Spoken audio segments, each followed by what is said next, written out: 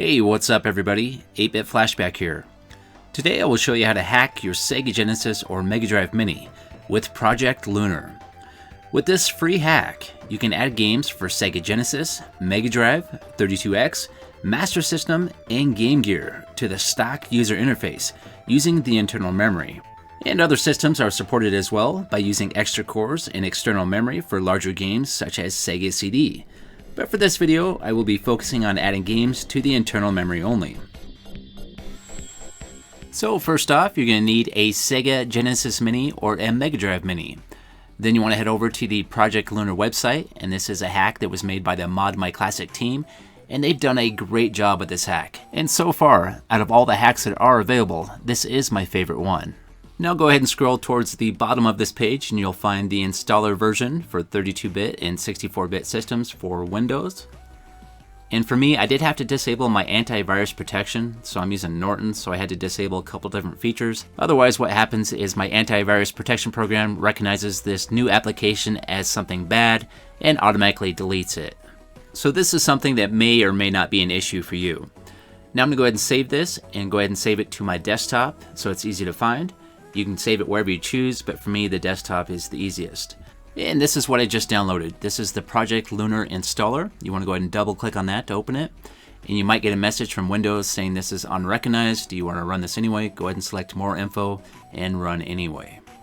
Now I should get a message asking if I want to create a desktop shortcut. I'm going to leave that checked, then click next, then install.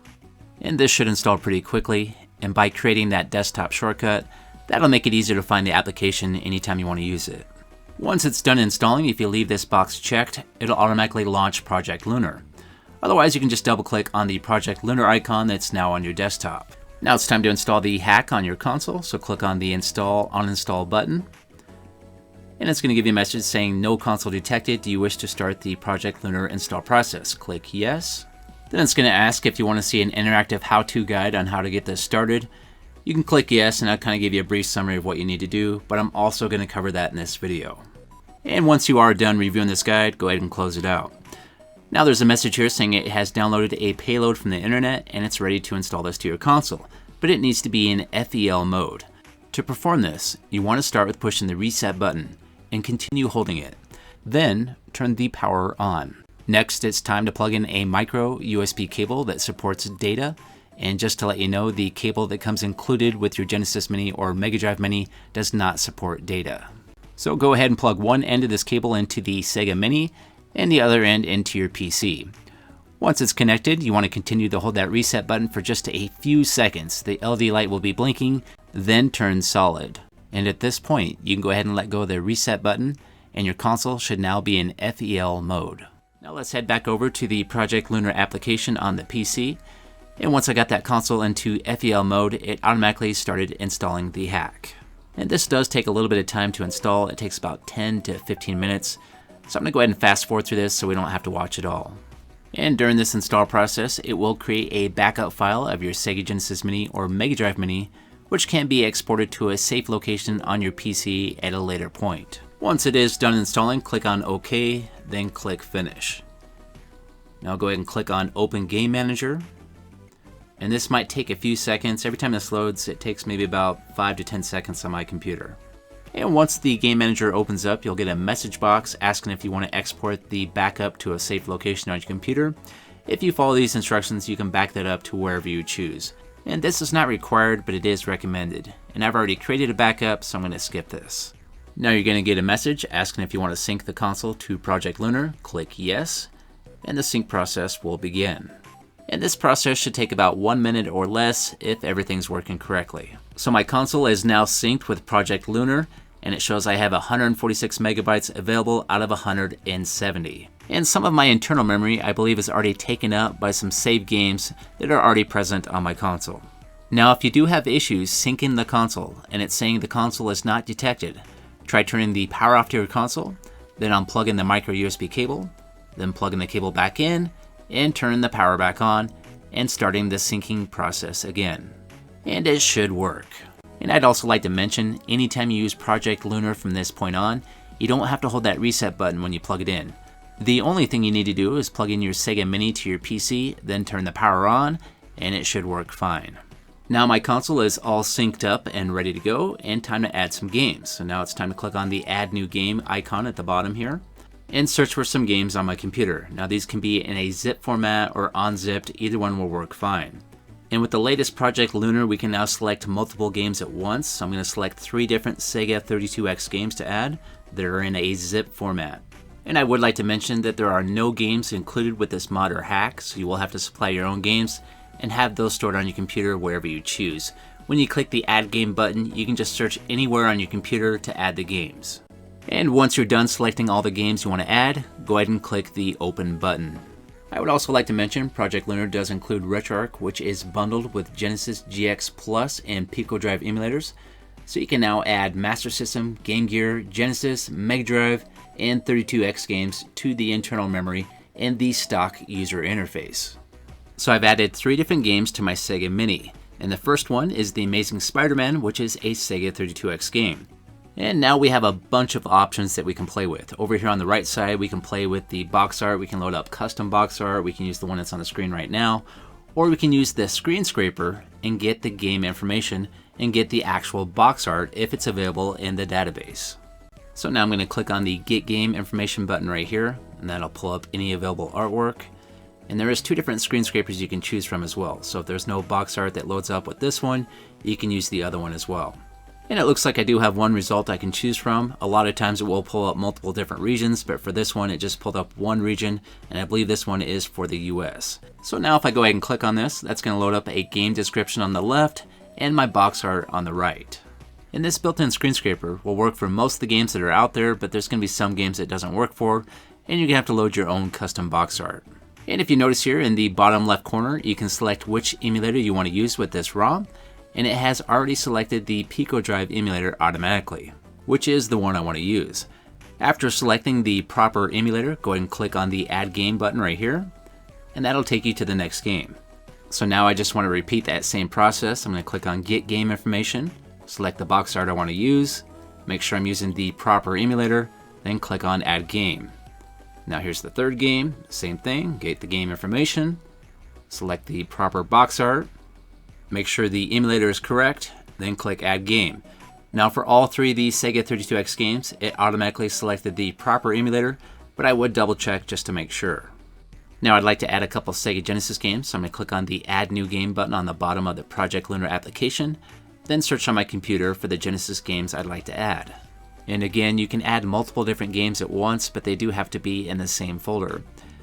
And as far as how many games you can add to the internal memory, I believe you can add about 50 or so games before it starts to become an issue with slowdown and various other issues. And we're back to the same routine again. So we click on Get Game Information to get our box art, then select the one you want to use. And notice here in the bottom left corner, it automatically selected the stock emulator, which is the M2 Engage. And that will work for most Megadrive and Sega Genesis games, but there is a few games it does have issues with, and I'll explain that here in a few. So Teenage Mutant Ninja Turtles The Hyperstone Heist is one of the games that does have an issue with the stock M2 Engage emulator.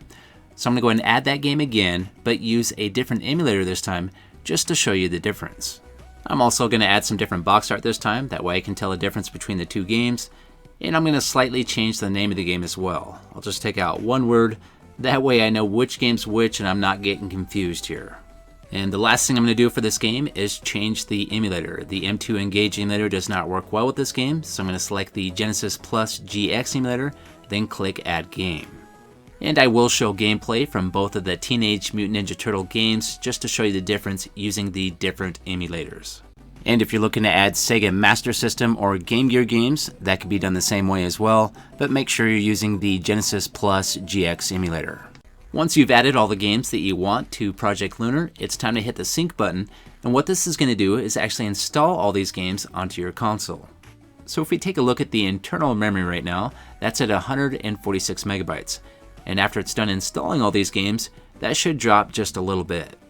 And now it's done, and there's 133 megabytes left to add games still. Once it's done syncing up the games, you can go ahead and close the Project Lunar application. Then turn the power off to your console, wait for the red light to turn off, then unplug the micro USB cable from the back. And now it's time to test out the new games. So we'll go ahead and plug in our HDMI cable and our USB power and get this hooked up to the TV. Now turn that power on and we should see some magic. And we'll be greeted by a different boot screen. So this is the boot menu for Project Lunar. And now I'm going to switch to a screen capture so we can see just a little bit better. We have 3 different front-end user interfaces that we can choose from. We have Project Lunar, RetroArch, and Emulation Station. Now only 2 of these are usable right now. We have the Project Lunar and RetroArch. Emulation Station will work, but it requires extra mods to make that work. But for this video, we're just going to be concentrating on Project Lunar. Project Lunar uses the stock user interface, so when you add games, it looks just like the original games that come on your Megadrive or Sega Genesis Mini. So here's a couple of the Sega Genesis games I added, and we should have a couple 32X games in here as well. Here's Dark Side and Knuckles Chaotix. And down below we got Spider-Man. Now let's go ahead and test out a game. We'll start off with the Terminator for the Sega Genesis. So this particular game is using the stock M2 Engage emulator, and everything seems to be working fine. When it loads, the speed seems right. I don't see any problems here. Now I'm just going to go ahead and play the game for a few seconds here.